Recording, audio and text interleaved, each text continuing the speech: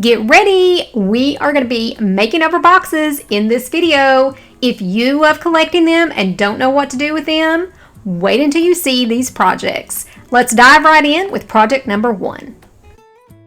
I have had these beautiful boxes in my stash for a while. Now I love that someone hand painted these, but I need to make these over in more of my style. I paid $5.99 for these.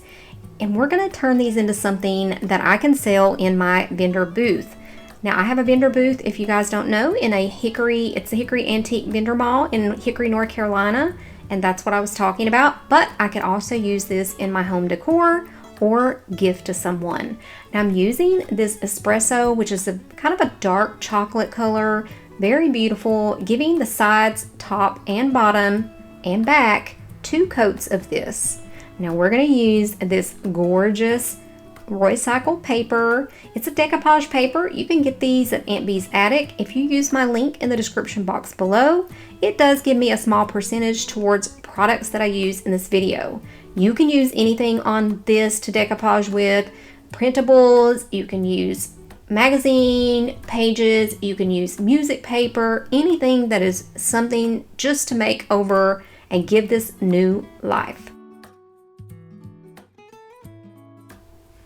I wanted something to showcase down the whole center or kind of off to the side of these boxes, but the whole run of them, the whole front of the set. So what I'm doing is just using a glue stick. I love to use Mod Podge and a glue stick for my decoupage. This one, the glue stick just seemed like it would do better. So I'm just covering each box, laying it under my paper, making sure that it's going down the sides and the front and the bottom of the box, and I'm doing that all the way until I get it the way I want, and then I'm going to let it dry like this. Now you can cut yours apart, do them whatever works best for you. This just worked best for me. I want to take this time to say hello and thank you everyone. Thank you to all of the subscribers out there. You guys are so amazing. I've so enjoyed answering comments lately. It's just been, well, it's just been a lot of fun and very eye-opening. All right, once we get this finished, I'm gonna let that dry. Well, no, first I'm gonna take my roller. This is a Mod Podge roller, and I'm just rolling over each one to make sure that I get the glue spread really well and really good contact.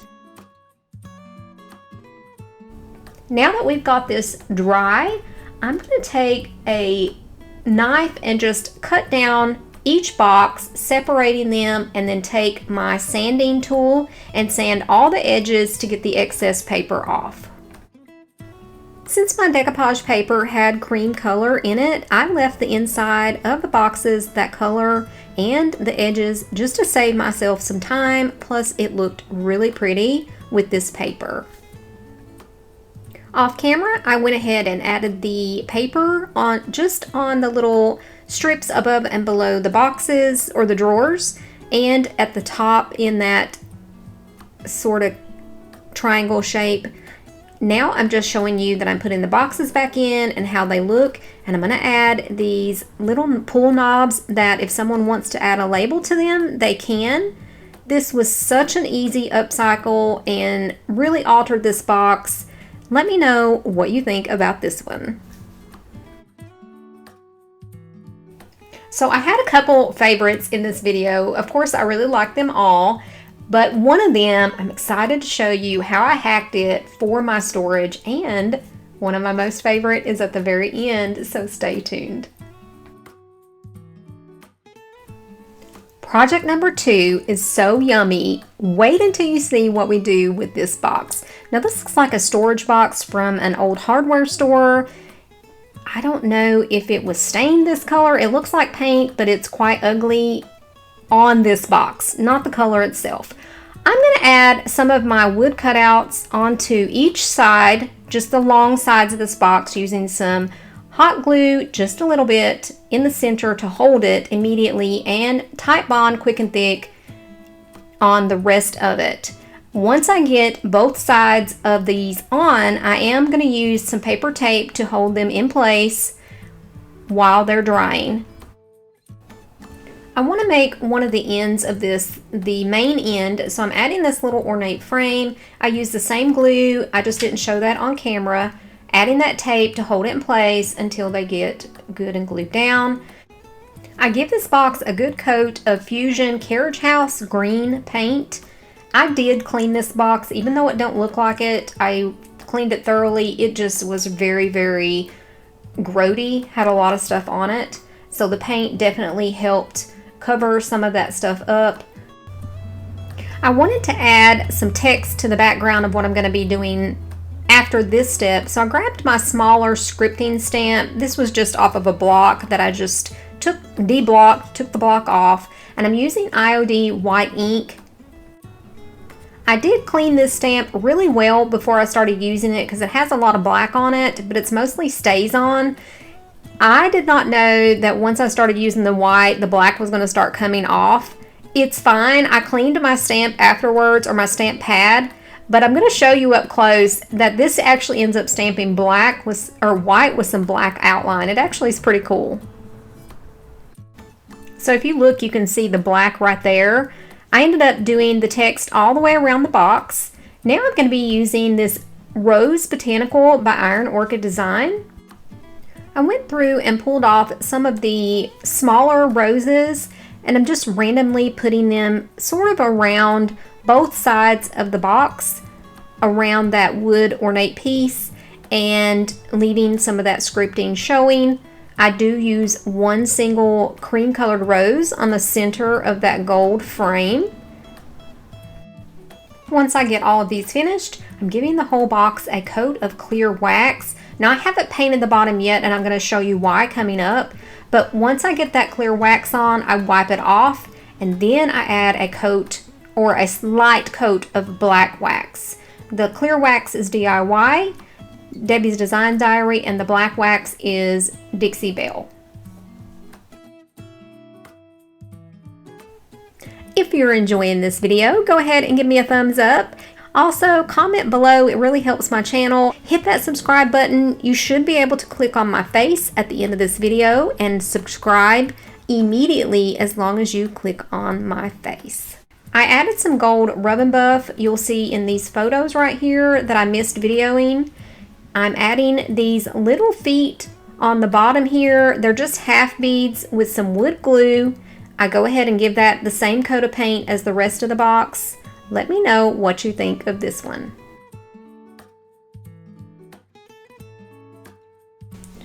Project number 3 is an amazing hack. I found this old cassette tape holder from 1980. You can see on the sticker on the back. I think I paid $2 or $3 for this.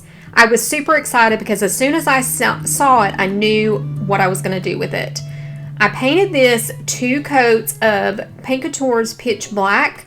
You can use any black paint on this. I'm using Paint Couture. It's an all-in-one sealer, primer, everything.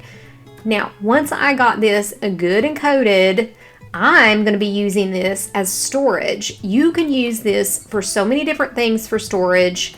Of course, you can use it for its original, to hold cassettes. Some people still collect those. But I needed this for a specific project.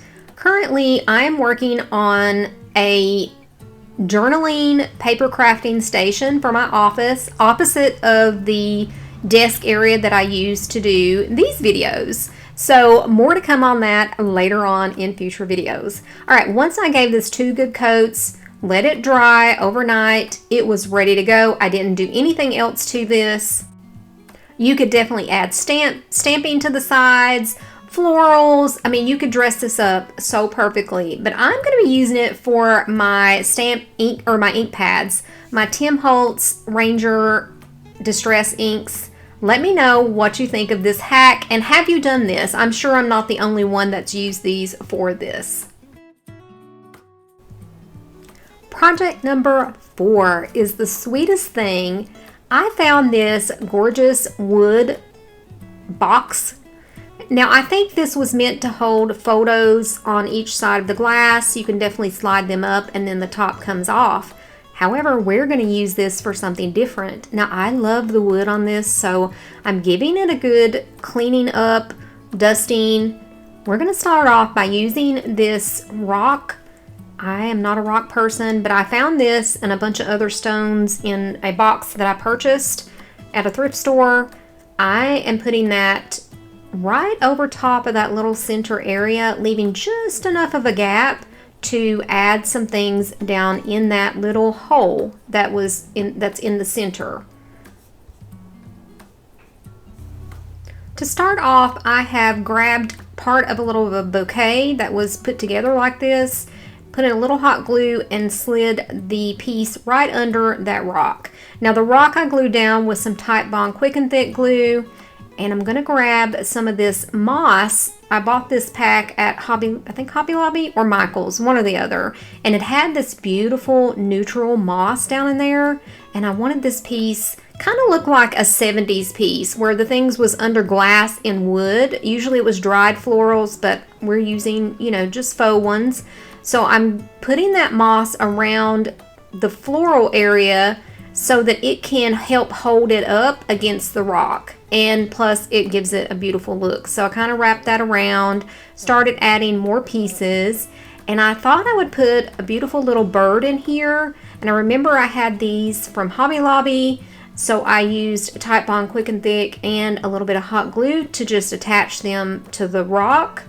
Once I got that on there, then I was able to start building up on this little piece, adding some things like pine cones, more moss, more flower, or not florals, but I did add some leaves. I didn't show all of it on camera. I'm giving you a good, you know, little bit of how I started it.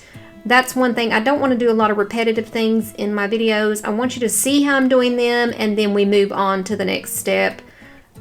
Once I get all that finished, I'm going to make the lid that goes on this permanent. So I'm going to use the same method. I'm using that TITEBOND quick and thick glue, making sure that I get all of the pieces in there. And that's another thing, as you're making something like this with a lid or a cloche on it, you want to make sure that you keep checking to make sure the lid's going to fit down over it and you're not gluing anything in the way of the rim of your lid. So once we do that, now we have this adorable, looks like a vintage 1970s, early 80s piece that people really are collecting, and we've made one ourselves. I cleaned the glass really well, and I love how this one turned out. And this is hacking an old photo frame box. Now you could definitely use these for other things, something you're collecting, you know, stones, rocks. Also, you can put little figurines in here, anything you want to just keep precious, but I thought this turned out so beautiful. And you definitely can paint the wood, but I was trying for that whole 70s vibe. I hope that you guys enjoyed this one and it gave you some inspiration for photo frames that look like boxes.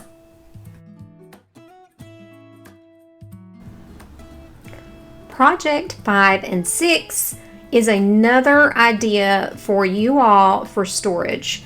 I've been saving these to use for myself. Now these have some type of animal print pattern on them with blue bottoms. They look like they were made for probably a kid's room. I'm going to give these 2 good coats of black paint.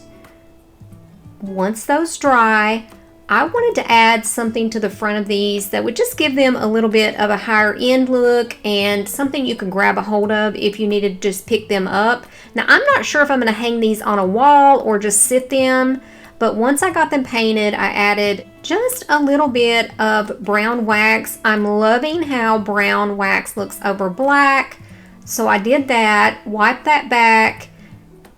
See there, you can just see just a hint. I love almost black but almost chocolate color, and this kind of gives you that if you don't quite want black but you don't want brown. So this is a great option. Also gray over this would have been great, some gray wax, but again I went with the brown. Once I got these waxed and sort of wiped back, I wanted to add something to them to give them a little bit more of some character. So I grabbed 2 of my bronze looking handles, attached them. They came with beautiful little bronze screws. I'm not sure if I'm going to hang these on the wall. I don't know if I said that yet. or if I'm just going to sit them, but these are going to be great little cubbies for that little space I was talking about. I plan on doing a studio tour eventually and showing you all some of the things we've worked on. Let me know if you like these. Now you could paint these bright colors. You could definitely do more. You could put transfers, stencil. I just wanted a little bit of a classic look for mine. I hope you enjoyed this little bit of inspiration. Project number 7, my last and favorite project. We're going to be using the box part of this clock. I am not going to paint this. Can you believe all the things we have not painted in this video? I liked the outside of this, so I left it just the way it was. Now I'm just going to show you a few little things here. I'm taking the screws out of the back layer of this, and once I do that and I get down to the second part, there's also another layer of screws, and you'll see those coming up. Once I get those out, then the the frame part falls off of the front, and then all I have left is the box on the very back that is the clockwork. Now that was actually glass. Usually these things are plastic because this is actually a plastic housing for this. Now the clock didn't work, so I'm just taking the pieces apart, and I'll keep those future project pieces or just junk pieces, and I'm just popping the very back off of here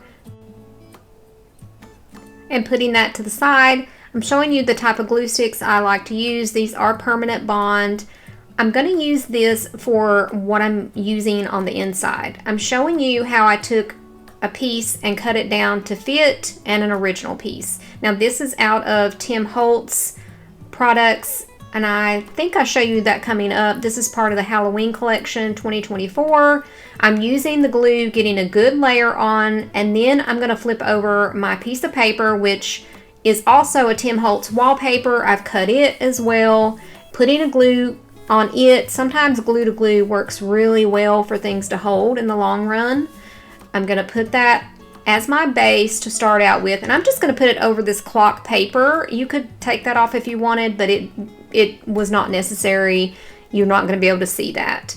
So I get that laid down really good, take my little scraper or little squeegee the glue really good all underneath and around those edges, making sure that it's got really good contact, and so that I can put my pieces coming up over it. I'm going to do the same thing with this next piece. It's quite thick cardboard, and I start using my little dauber, but then I grab the whole ink pad, go around the edges. Where I'd cut this, I wanted that to be black. Oh, here's the pack. Well, one of the packs. It's a Tim Holtz 2024. Now, when I pulled things out to find to put in this frame, there was a picture of Poe in there, and I've always told you all, anything I put Edgar Allan Poe in my booth always sells. So I'm using this 3-in-1 or Fabri-Tac glue to attach my little Poe to this piece, and he wasn't big enough, so I'm going to show you how we fix that coming up shortly. I go ahead and use more of that glue to, again, put this inside of the frame of this clock to add, starting with my layers. Now, paper crafting is really my first love, and I've been missing it so much. And like I said earlier, we're going to talk about that later on. But I'm adding this to here, and then I'm going to start adding a few elements around it. Now, I didn't go crazy with this like I normally could, because once I got a few pieces on, I was like, wow, I really like how this looks, and I don't think it needs anything else.